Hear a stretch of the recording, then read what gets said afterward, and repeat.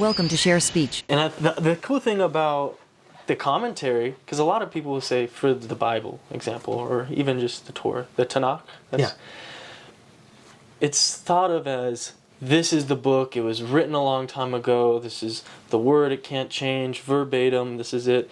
But what we're really discovering here is that's not the case. It's actually a continual dialogue, kind of pinning on notes and expanding on things, and a continual conversation to explore what was written and what it really meant, right? It's not just taking everything at face value. Yeah, so the conversation is the thing. I mean, so traditionally we believe that this is penned by God, written by God, and written down by Moses, and all of that.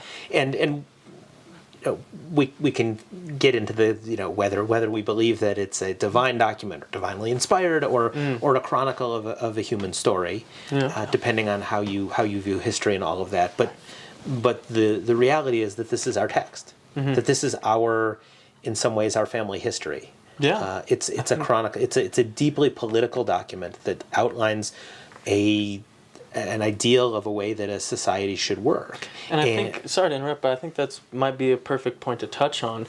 We think of all of these religious documents as rules, but when I read the first few chapters of the Bible, first few books by Moses, it wasn't a story, it was a recount of history, in a way, right? And so that's, to me, I'm thinking, wow, that really is, it's not just rules to live by, but this is a whole family's tradition, and it kind of makes everyone part of this one family.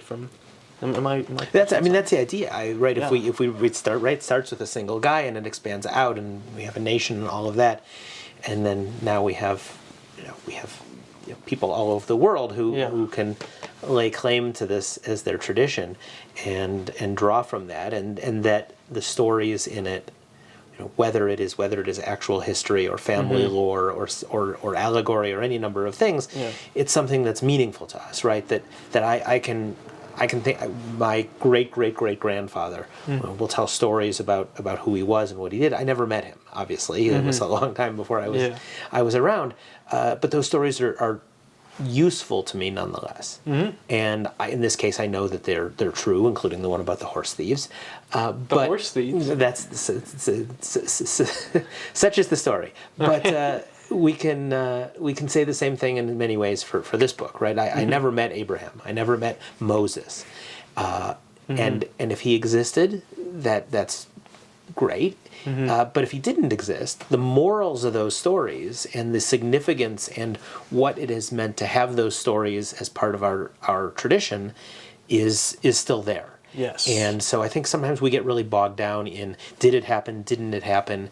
And for some people, when they're confronted with historical evidence, it's jarring. Well, now what do I believe, and how do I do this, right? Or who will stand in contradiction and say, well, wait a minute, I know this is true, so I can't accept science. And as Rabbi Abraham Joshua Heschel said, that they answer different questions, that science does something different than religion. And there are times when we find they work together really beautifully, and we don't have to be afraid of science and religion not agreeing with one another, because they serve us in different ways. Yeah. And that's a lot of the similar ideas I've gotten from talking with Christians, figuring out ways we can pick certain things from the religion, maybe moral compasses, guidelines on how we should behave, as ways we can unify, even if there's the disagreement about the literalness of everything in the book, the factualness of if the stories really happened or if they're just stories. But I think most people could get behind the ideas of the values in the stories, which, to me, that's why I'm doing these interviews. We can get these values out there, focus on them, and not just the really fun debates of is it real or not, and then all of these really big conflicts arise. It's just let's focus on what we've been able to gain from the stories, because they've obviously been very important. Otherwise, this book and this tradition wouldn't be here for tens of thousands of years, right? Passed down. Depending how you do the math, but thousands of years for sure that we've had this. I think good material tends to stick around, right? Doesn't explain why they're still making students read Great Expectations when they're in high school, but there's something about this, whether it's because some of it is so human, so relatable, right? There's dysfunctional families, there's rivalries, there's all sorts of human drama that we still see, and there's also values that get in it. And I think to me, I always tell people that religion is about drawing lines, right? That every religion has standards and ideas and says, we do this, we don't do this, putting these things together, and or no religion, right? Because there are many people without a religious background or without a religious faith that do a tremendous job of being moral and caring and decent people, and empathetic. They find ways to draw those lines, and that all religions draw the lines in little different places is something that, I mean, it's a reality. We can't deny that, and I think that initially it's important for us to recognize all the things that connect us, right? That treating people well and dignity, and there's a whole host of things that pretty much every religion you're going to find, even the ones that you disagree with, are going to say that. Yes. And I think if we start there and we recognize that and can see the divine in the other, or that we're all humans, or the things that we share, the individuality in a way too. Then we get to, it's as you're sort of describing, the fun stuff, right? Because there are differences between our religions, right? We're not all the same thing, and just because we disagree on something doesn't mean that we have to be at odds with one another or fight one another. And in some cases, what makes us unique is what makes us special and interesting. And if we can find the ways to celebrate that, even when we disagree, right? That when we get into issues that are in the political realm, we're going to have, oftentimes a religion or a religious group is going to trend one way. And sometimes that puts them at odds with another group. Or even in their group, because there might be someone in the religion who's kind of thinks differently how most of the religious thinks, and even then there's that.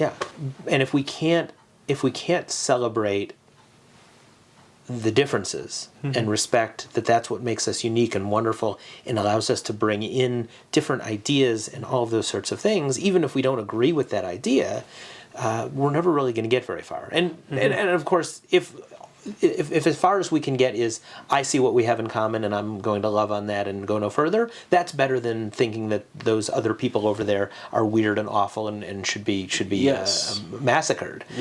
So like, always getting together, definitely a good thing, definitely something we want, but I think we can do more than that. I think we can go past that and get to a place where diversity is something that we truly value and celebrate and all benefit from.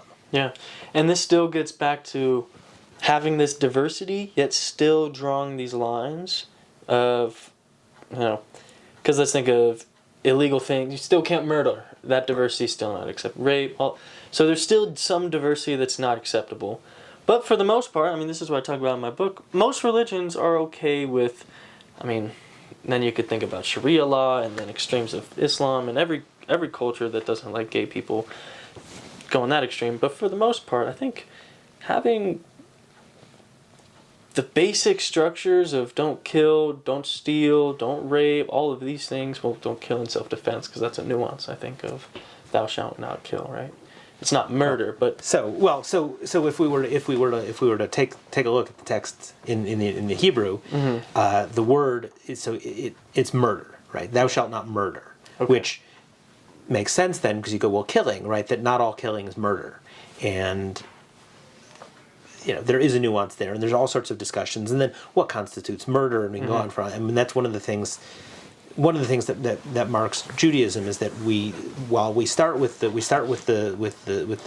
Tanakh, with the Torah and the prophets and the writings, there's what we know as rabbinic literature, which is the Mishnah and the Talmud, which essentially take that and pull it out, and we get into the discussions of what, in many cases, what does that all mean? Because if all the text says is thou shalt not murder, it doesn't give us a lot of context or a lot of guidance as to how we implement that, or how we react to that, or how we understand that. And so, or even the consequences if someone does it too.